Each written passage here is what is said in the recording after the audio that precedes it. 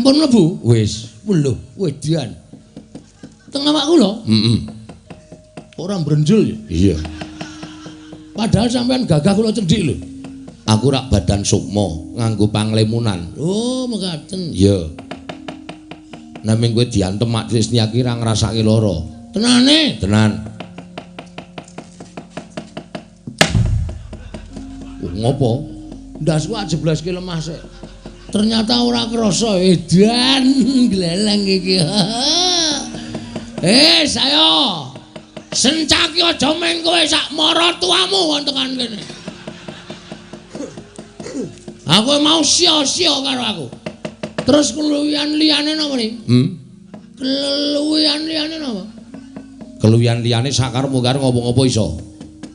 Mabur? Iso. Tenane? Iso.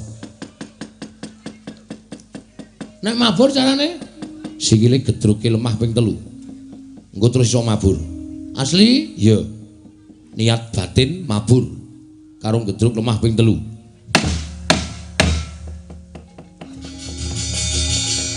Weh, yo tenan asem kok. Nek medhun pripun iki? Ya mikari medhun ngono wae niat ati medhun. Oh nggih. Dun. Landing. Ya. Wah, guys, iki nek kula tak bali mawon. Lho kok bali piye? Arep tak pamerke bojo kula e. Kae dirampungi sik. Oh nggih. Ambles bumi kaya sampean ya iso. Iso. Carane Ngampet ambegan.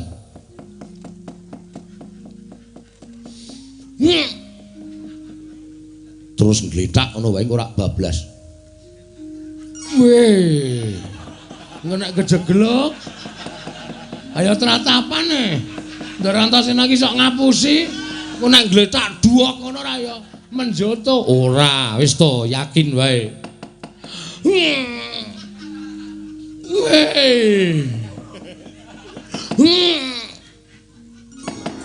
Weh, lah tenan Waduh. Oh ya ming peteng.